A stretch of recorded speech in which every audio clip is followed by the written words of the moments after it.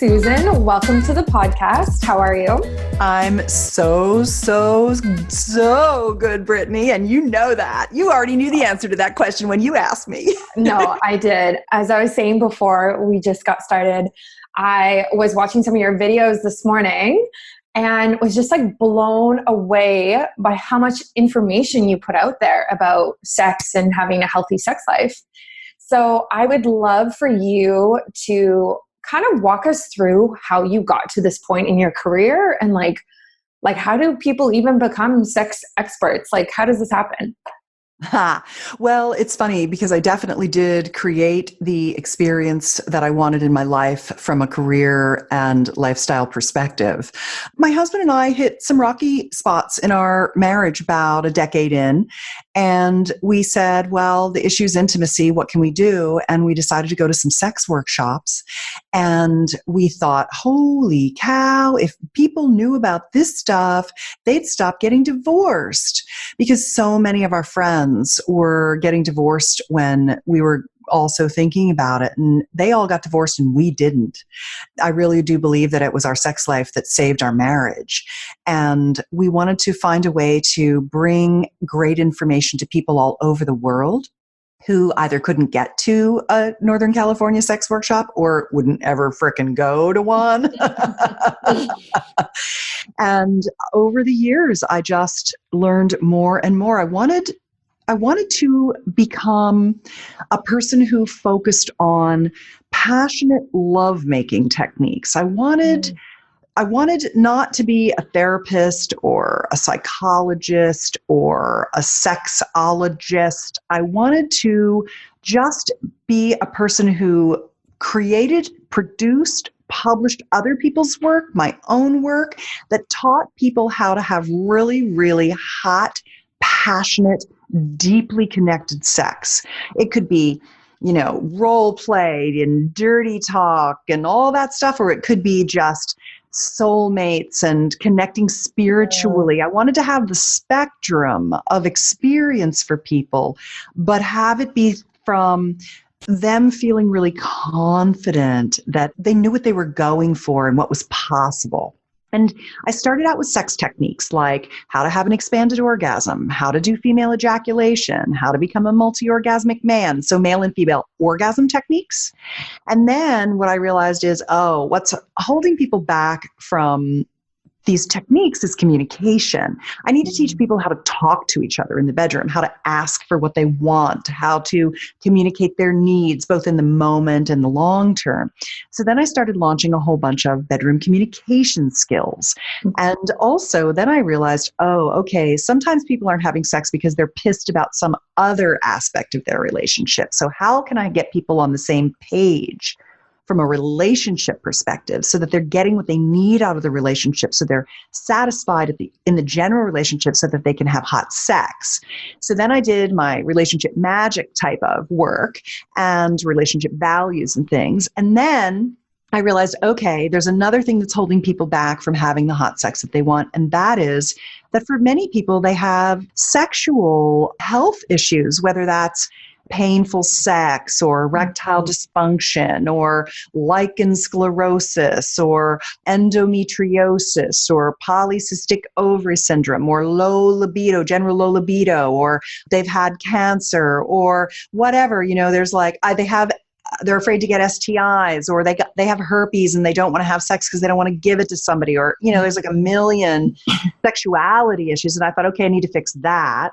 So I created an event called the Sexual Vitality Summit, which answers all the sexual health issues, whether that's emotional or physical, because a lot of sexual health issues are trauma-based or judgment-based or shame-based or things like that. So then I've been working on that for the last few years. So it's been a slow build over the last 15 years of really answering people's questions, because I'm kind of like a Dear Abby of sex. People from all over the world of every age, every religious persuasion, every country, they email me their deepest, most personal, private questions. And I help them figure out what they can do.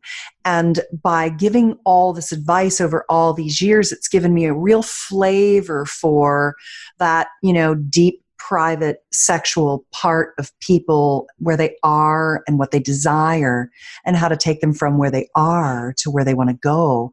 But even more than where they want to go, showing them the map of what's possible. So look at this territory. You thought it was little sex land you lived in, but look, there's sex universe. And Yeah. what do you want from that?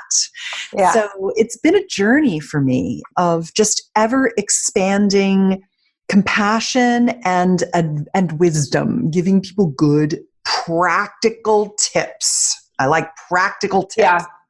Like things you can actually implement, like right now or on the daily. Yeah, that's amazing that you have so many people write in, and like you're able to really see, I think, like the trends then of what are happening globally sexually, which is really, really unique. So on that note, what are some trends that you do see, and what are some like reoccurring problems that you see? And especially, like, I don't know like how much information people actually give you, but are you seeing a difference in trends and problems for younger generations that are coming into adulthood now compared to people who are like 50s, 60s currently? Yeah. Okay. That's a good question, Britt. One of the trends that I'm seeing is in what I would call sexual biohacking. So people wanting to understand that their gut biome and that needs to be really solid for them, lower stress, better sleep to produce hormones naturally, and that they need to detox from our 21st century lifestyle. Mm-hmm. Vaginal restoration, like sex is painful, I got a scar, I have an episiotomy, I have a fistula, I got damaged riding my horse, my vaginal tissue is thinning, sex hurts, hormone replacement, and then all those new technologies like the orgasm shot using PRP, CO2 lasers and RF devices, both intravaginally up inside the vagina to take care of things as well, to thicken the tissue, recollagenate, etc. And even understanding that we have a vaginal microbiome in addition to a gastric microbiome. So awareness around that and hormone replacement. For men, understanding that the blood supply to their penis is when they start to lose erectile function, that they can go get Gaines wave treatments that knock the plaque out of the arteries and regenerate and stimulate new nerve and blood supply, tissue growth. Men being much more open to using penis pumps or vacuum erection devices for not just penis enlargement. They're starting to understand that those pumps actually do increase girth and length of the penis. But also for a lot of men, they've had atrophy from illness, or they've been in a 10-year marriage with no sex, or, natural aging.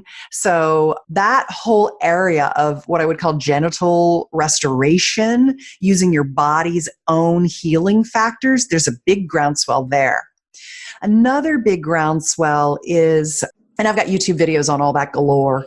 Another groundswell is in gender identity. A lot more people are, when I've been a sexpert for the last 15 years, it's been masculine, feminine, but now younger people are having much more varied gender expression, and there becomes some sexual confusion around polarity, the masculine, feminine, magnetic piece that can go missing with same-sex couples. So I've been doing a lot more around how to create polarity in your sex life, no matter what your gender expression is or how fluid it is. It's amazing how backward other countries are compared to the US and Australia and Germany and the Netherlands. I'd say those 4 countries, and Canadians are really up on things too, and New Zealand, although it's a tiny little country.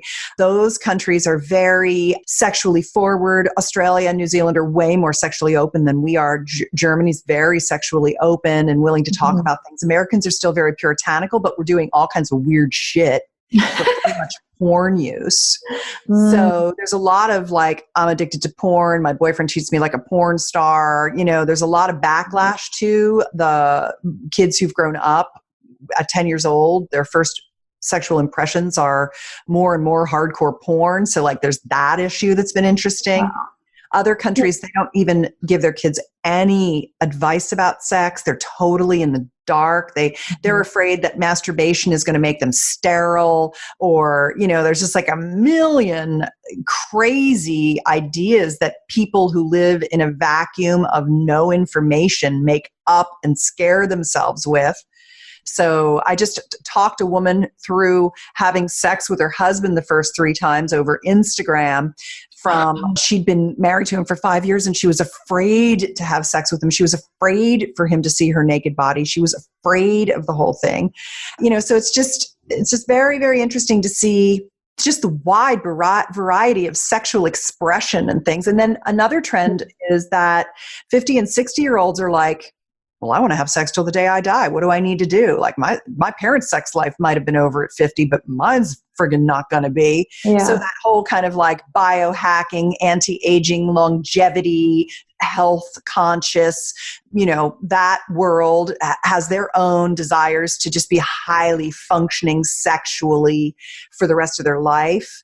And then a lot more young women are really leading the cause of consciously communicated and connected sex. So young people in their 20s are much less transactional than the people who came before them, much more willing to slow down and have boundaries and negotiate agreements. So people are coming more into their comfort around talking about sex than they ever were before. There's less and less unconscious sex, though there's tons of it.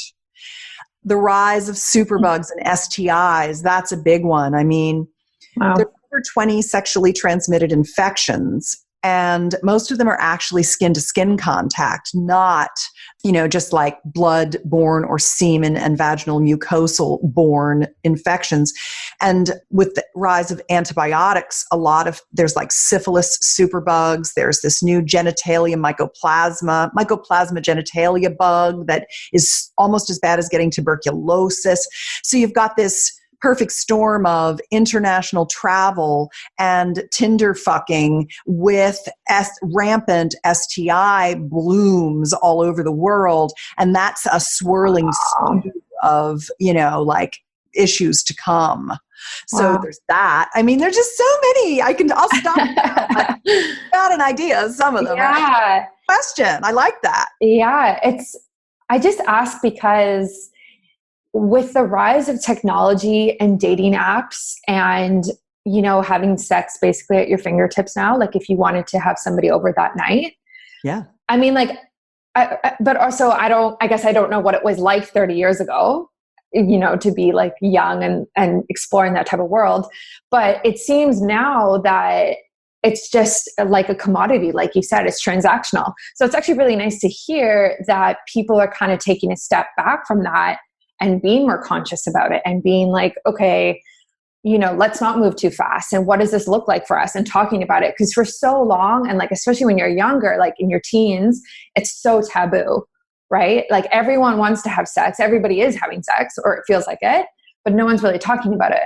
And no one's talking about what a healthy sex life looks like in a relationship, right? So like it could be me and my partner are having sex, but that doesn't mean it's like a healthy sexual relationship. So I'm hoping that things are becoming better, like communication wise, like you said.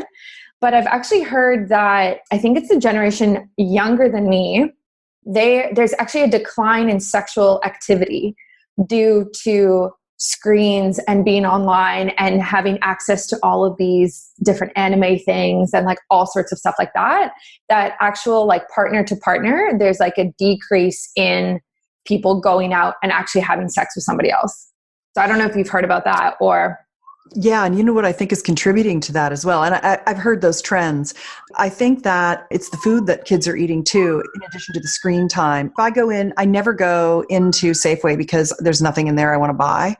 But I have to run in once in a while for, whatever, a little thing that's closed because they have the latest one open, because I'm an organic food snob. I live in Marin County, California. I mean, my lettuce is porn. It's so gorgeous, It's just like the foods that we get to eat up here are amazing.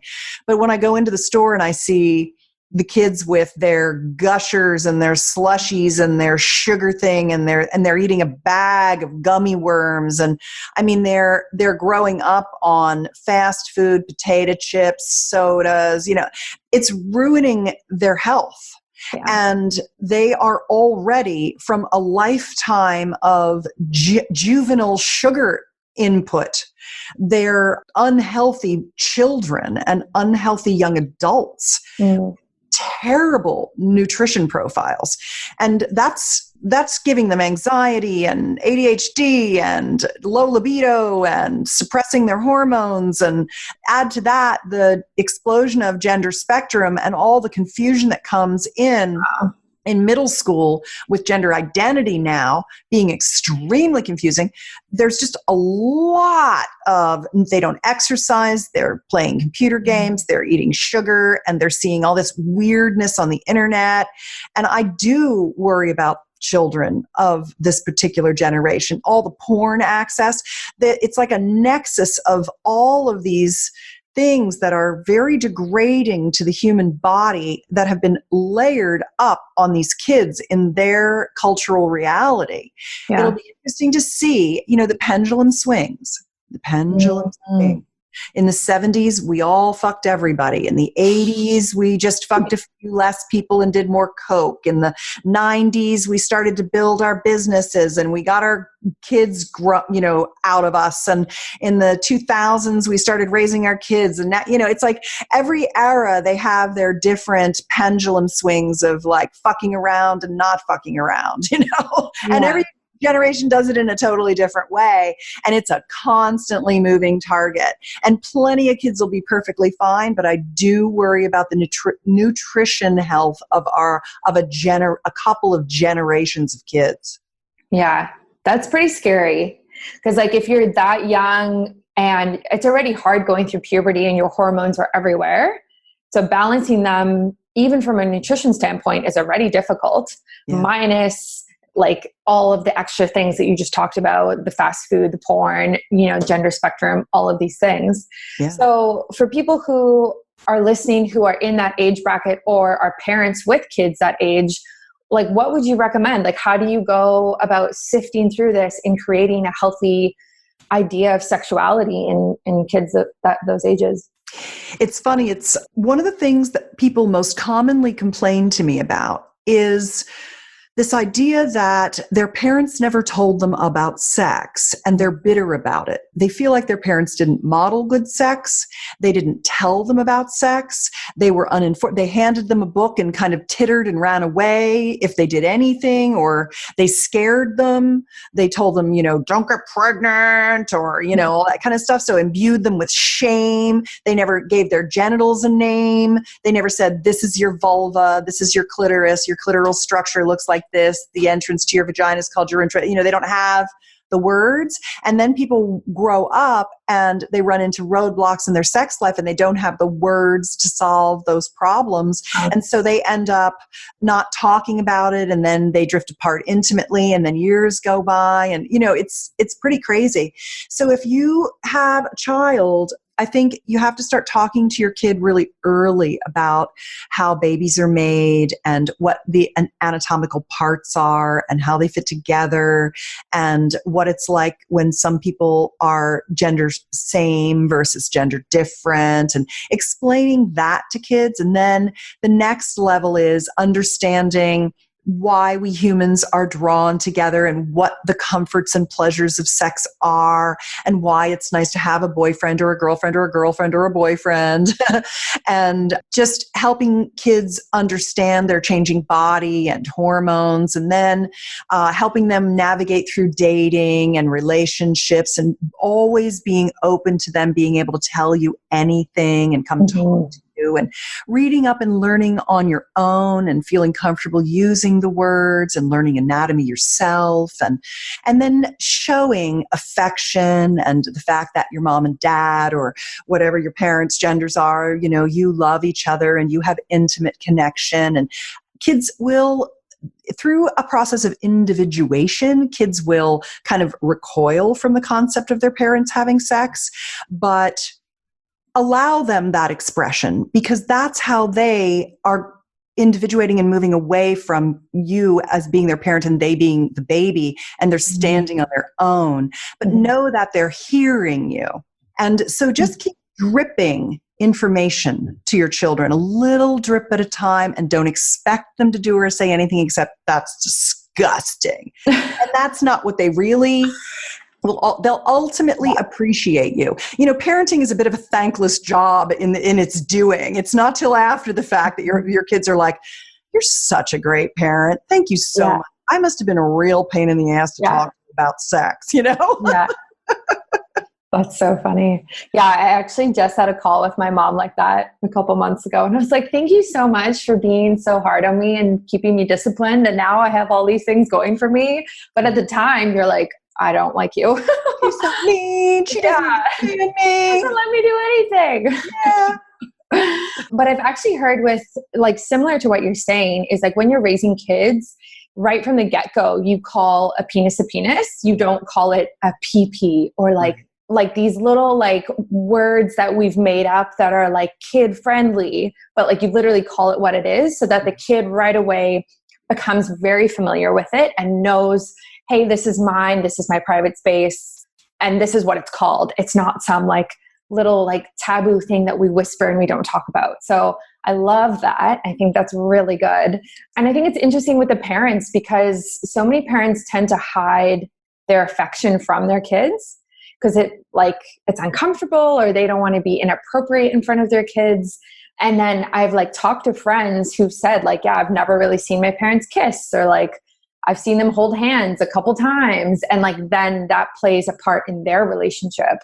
So I guess it's like quite a mix of showing affection in a healthy way, and then just letting them recoil, like you said, and just like knowing that that is okay. That's an okay reaction. It's a perfectly normal reaction. Yeah. And you can only do the best you can do as a parent with your child. Children are very resistant to taking the information in.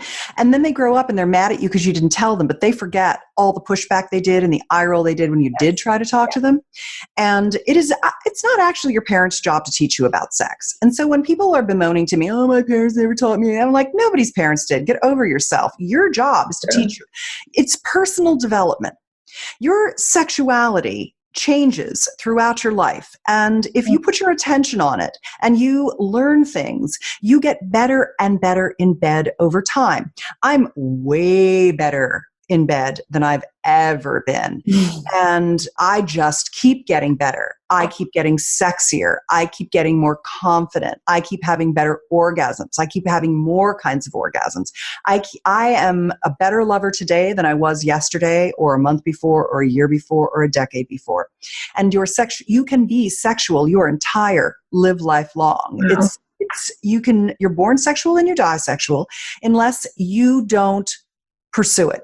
Many people don't pursue it, but for those who I call the sexual seekers, who want the knowledge, they know that learning is power, and not power, but like learning is pleasure. Let's just put it that way. Those are the kind of people who follow me because they love all the tips and the advice and the skills and the techniques and the raising of the awareness and the sharing of the map of possibility. And they want to keep learning. It's no different than working on your health, or working on your career growth, or working on your personal development, or working on your IQ or your physical fitness. Your sexuality is just one more area of personal growth that is infinite. Sex just keeps getting better your whole life.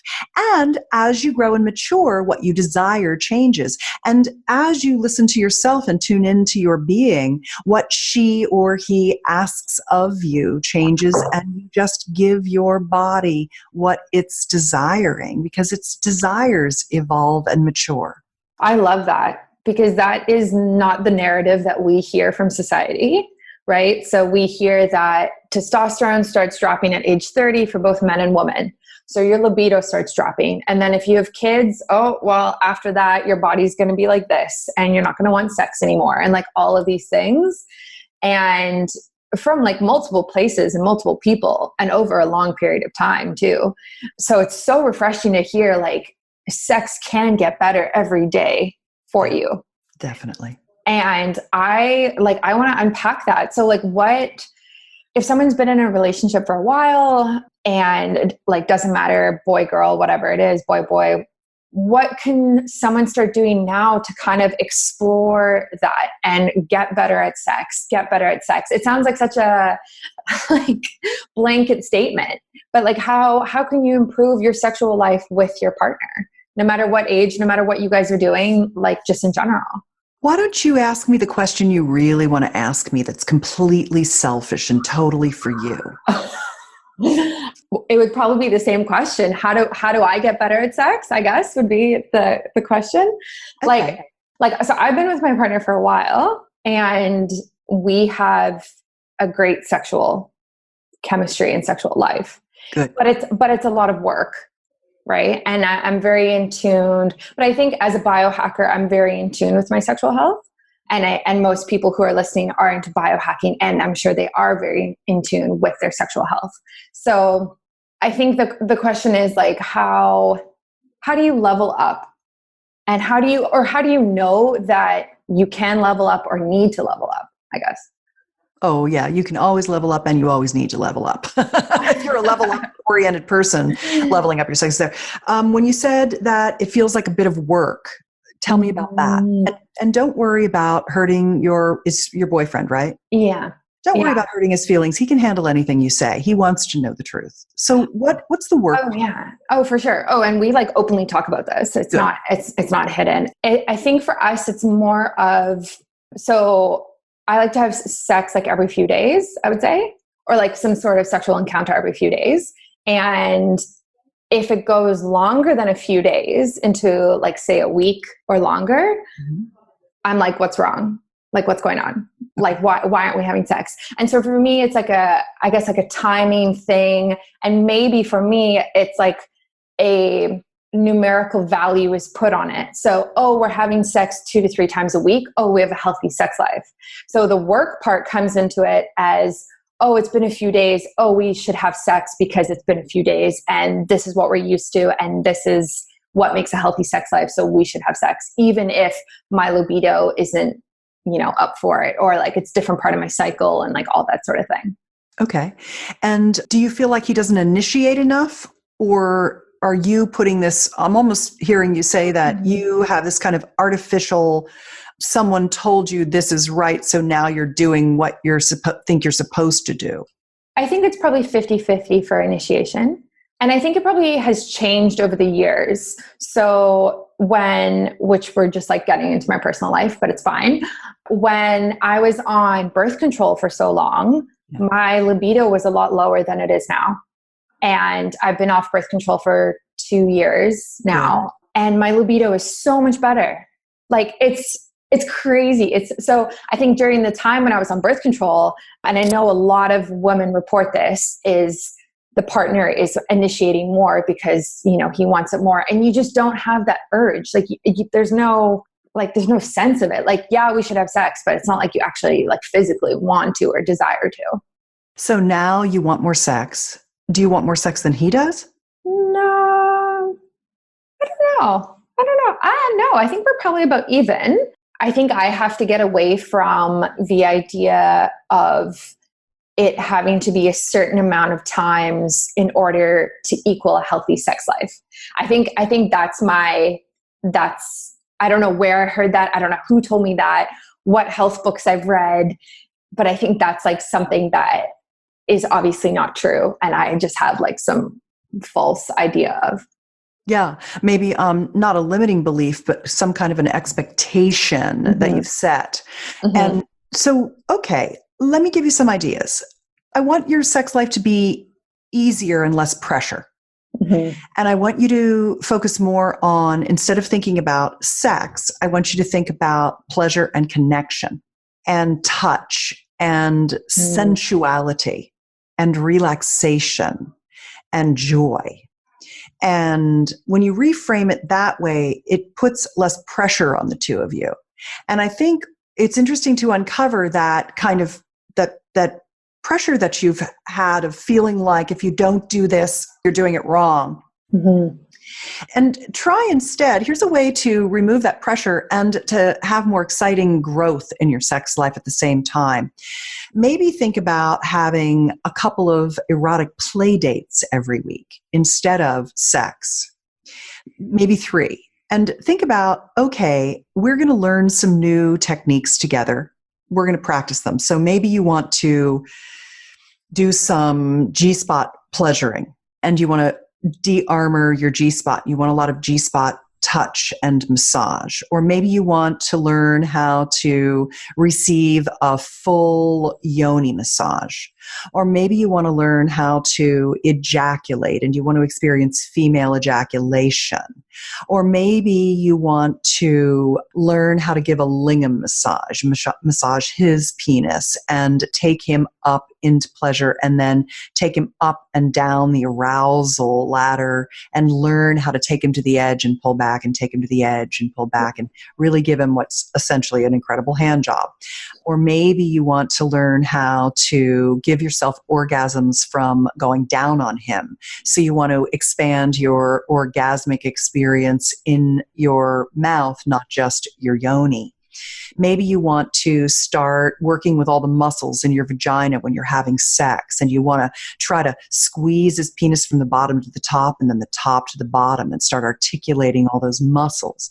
Maybe you want to do some different types of intercourse techniques like Taoist thrusting. Maybe you want to try 3 new sex positions this month or have sex outside. Or maybe you want to do some role play. You know, you've always wanted to dress up like a little Catholic girl and get a spanking over daddy's knee. Or maybe you want to have him learn more oral pleasuring skills because when he goes down on you, it's nice, but he can't actually take you into orgasm and hold you there and give you repeated orgasms for 10, 15, 20 minutes just with oral pleasuring. So you want to develop more oral pleasuring styles. Or maybe you want to try some sex toys. You want to try strap-ons or butt plugs, or you want to try a new vibrator that you can use while he's inside you, but you can get yourself clitoral stimulation at the same time. Or maybe you want to, I don't know, maybe you want to do a 30-day solo masturbation challenge, or you both want to do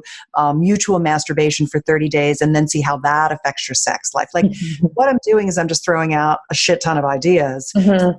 Something in there, or 3 or 4 of those things probably were like, oh, that's interesting. So tell me 2 or 3 of the things I said that sounded interesting to you.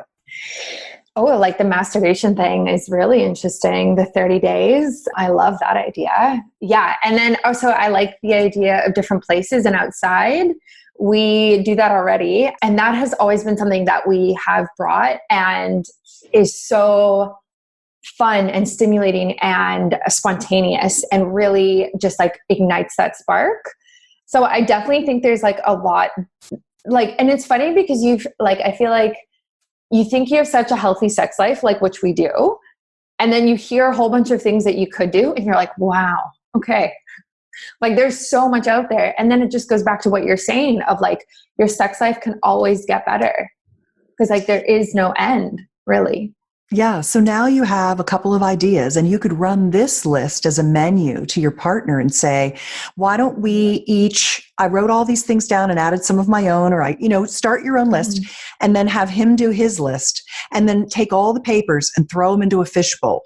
And then all the ones you decide you want to do. And then each time you have a lovemaking date, an erotic play date scheduled. So you're not having sex anymore. Yeah. Sex is no longer, you're not doing sex 2 to 3 times a week. Yeah. Now you're having 2 to 3 erotic play dates a week. And you could either have a list of the ones that are your bucket list that you want to knock off, some of his, some of yours, or you could just have a fishbowl and pull one out and do whatever one that was. There's lots of ways to play with this. But when you go from it being sex to being learning something new together, that's what keeps the new sexual relationship energy exciting. Because desire is this equation. I learned this from the late Deborah Anapol, one of my mentors. She said that desire so it equals safety and novelty. Safety plus novelty equals desire. And if you have just safety, it's boring. If you have just novelty, it's too edgy. Like you can't be going out and having sex with somebody new every single day. It's a little too much for most people. So what you have to do is have interesting sex with the person or people you love and are comfortable with to keep that spicy and exciting. And that's what keeps desire going. I love that. That makes so much sense. Another thing just that I've just thought of is over the years, we've actually bought board games from like sex shops. Oh, those are fun. And those are so fun. And Totes adorbs. And we, whenever I have friends over, I always get like messages later, like, hey, can we actually borrow that one that you were talking about? And I lend them out because like they're just like card games or whatever. But that's exactly what it is. It's intimacy and it's fun and it's new and it's challenging rather than like, okay, Thursday night, I guess we're just going to have sex tonight. It's like, no, let's play this board game. And oh, like I have to do this with an ice cube. Cool. Never done that before. Let's see how that goes. Like, I don't know, like, great. Like, oh, and it's, yeah, there's so many too that are so fun. Like, that's so adorable. Fun. I love it. Mm-hmm. So there, I think I've solved your problem. Perfect. Yeah.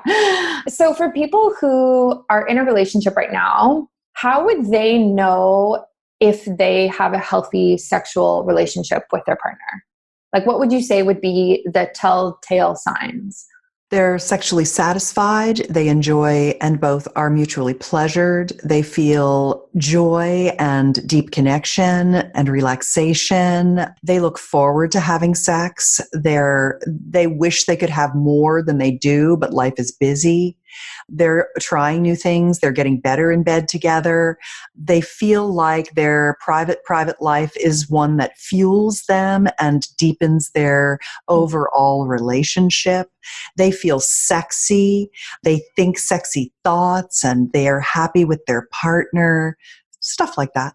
Mm-hmm. And so if you're single and you're by yourself, what would a healthy sexual relationship with yourself look like? Well, I think that there are so many wonderful ways to expand your own orgasmic palette, whether that's learning and building new neural pathways for pleasure with your own body, using your hands or using water jets or whatever you want, and toys. There are so many good sex toys. The toys that I've been really getting into lately are from the Fun Factory. Fun Factory makes some really interesting toys. So both for male and female bodied people, and they're medical grade silicone. I don't get paid by them. I just really like, they're a 22-year-old company with German engineering. They're out of Bremen, Germany. They've got a USA group here, and they do a wide variety of amazing toys with gorgeous motors, rumbly vibes, body safe materials, just a really great variety. So like they're the only ones that I know that have something called pulsators, which are actually, you can put them inside your vaginal canal and they actually stroke the vagina. And that really increases lubrication and engorgement and blood flow.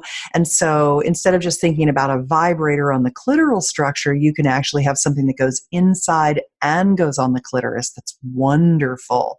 There's a lot of prostate tools for men, and they can explore their P-spot or blended orgasms, prostatic and, penis pleasuring at the same time with either just a stimulation or with a vibration and stimulation. I mean, there's just so many great sex toys that if you're single, there's two things I'd say. Number one, think about taking a lover who may not be the be-all and end-all and complete you from a ticks everything off the list perspective, but someone that is a high-integrity, pleasurable person that your body loves and their body loves yours, that you can have really great chemistry and really great sex with. It doesn't need to go any further than that. Take a lover or a few and enjoy solo play with yourself and your own body or with the beauty of amazing sex toys. So what role do you think solo play has in a relationship? I think it's a really vital part of it. If you're shy and you don't want to masturbate in front of your partner, then when they're not around, masturbate. And if you like it and you like mutual masturbation, or your partner likes to watch you and you like to be watched, do that. And what you'll find is that as you masturbate more and more, you stay more engorged, you feel more arousal and desire. It generally just keeps the juices flowing. Yeah, it does. So, switching gears a bit, you briefly touched on nutrition for libido and a healthy sex life.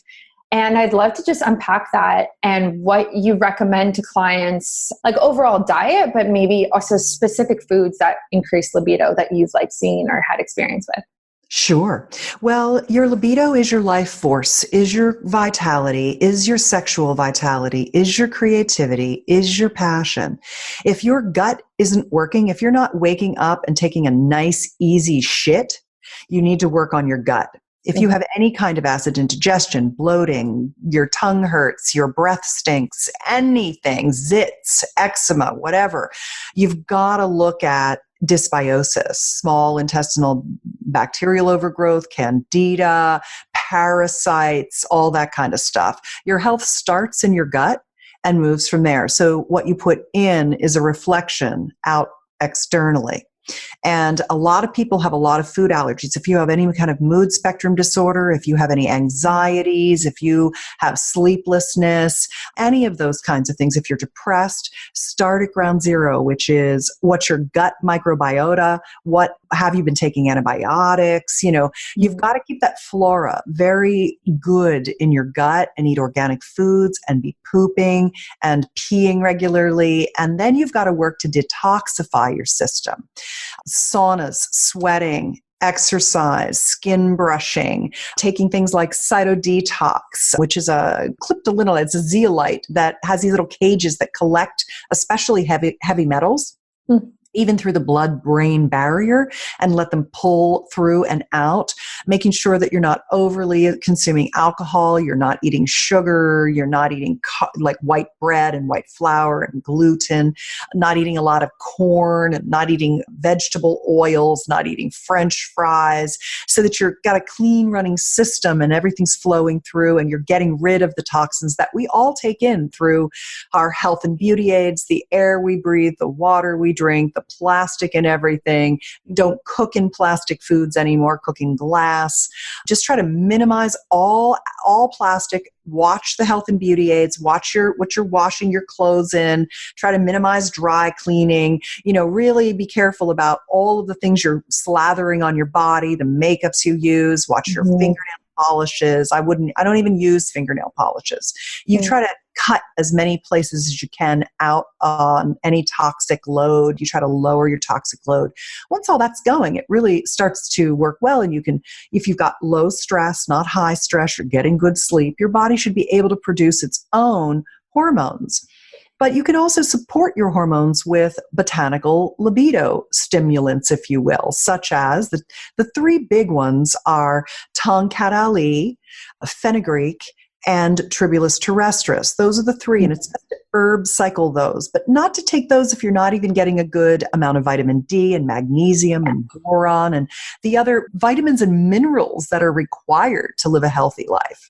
So you want to take your one a day, and then you want to stack on your libidos, and then you want to look at nitric oxide production. Because as you age, your hormones and your nitric oxide production decline, as does your NAD. So making sure you're getting your niacin, your vitamin B3, and then looking at, well, what I like is citrulline over arginine, because so many people have herpes, and arginine is a herpes instigator. It's really gives you herpes. It can give you flare-ups, and about 3/4 of the population have at least HSV1, if not HSV1 and 2. Right. And so citrulline or citrulline malate with some vitamin C and some N-acetylcysteine, that combination is very good at getting the blood flow, because the penis and the vulva have the same amount of erectile tissue. And so we women, we have to watch our erectile function equally with men. When you are not getting proper blood flow to your genitals because your nitric oxide is low, you're getting diminished orgasmic pleasure and sensation. And when you're not getting full engorgement, blood flow through manual stimulation of your vulva, through frequent masturbation, through frequent oral and intercourse, then that blood supply diminishes, the nerves recede, the blood vessels recede, this tissue actually atrophies, and you get sensation loss, and your orgasmic pleasure goes down. It already happens from aging anyway, so you've got to counteract against aging. As young as 30, you need to start really getting that blood flow going. Wow. It's a lot. But it's just healthy living. It's just healthy living. Playing with your genitals and healthy living. Yes. Yeah. It's like biohacking, really. Yes, I say similar things to like clients and people I talk to is like, there's no point in taking supplements or anything if your gut isn't able to absorb them in the first place. Yep. Like it's just literally going straight through you. So heal the gut and then start bringing in things for these other weird like symptoms that you're having, or maybe low libido or whatever it is. But it absolutely starts in the gut. And then I also think a big part of it is like mental health too, of stress. Like, I don't think you could have high stress and high libido at the same time. Like, I don't think it works like that. Like, so many people are running around and, you know, they're working 10-hour days and then they're going to the gym and they're stressing their body out. And then it's just stress all the time. Like, go, go, go. And then you're on your phone and you have all these notifications and like, just, it's almost like we're just overstimulated, but understimulated in our sex life as a result of that life and stress. So, I mean, I'm sure you have plenty of like stress reducing techniques that can help as well, in addition to the nutrition, like you talked about. So I don't know if you have like a top one or two that you would recommend for people listening. Yeah. The number one stress reliever is yoni and lingam massage.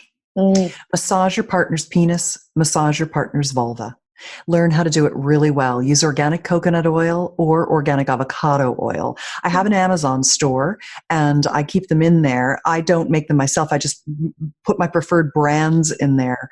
I think it's amazon.com/shop/Susan.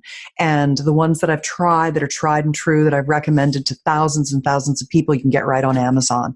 Coconut, avocado, those are really nice. So just keep a gallon of that shit in your bedroom and rub each other constantly all over all the time. Breast massage, yoni massage, ass massage, body massage, neck massage, foot massage, head massage, face massage. Just love each other up. Yeah. Yeah. I actually heard you say that on another podcast, foot rubs. And they are the best thing for relieving stress. Yeah. Like even, I could just be me, but like, it just, I feel like, you know, you're on your feet all day and it just feels so nice to have somebody release the tension that's built up there.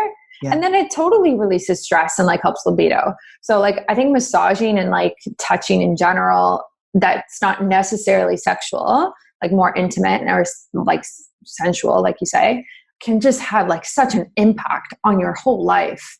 And just like even outside of your sexual life, like your health in general is just, oh yeah, like I totally agree.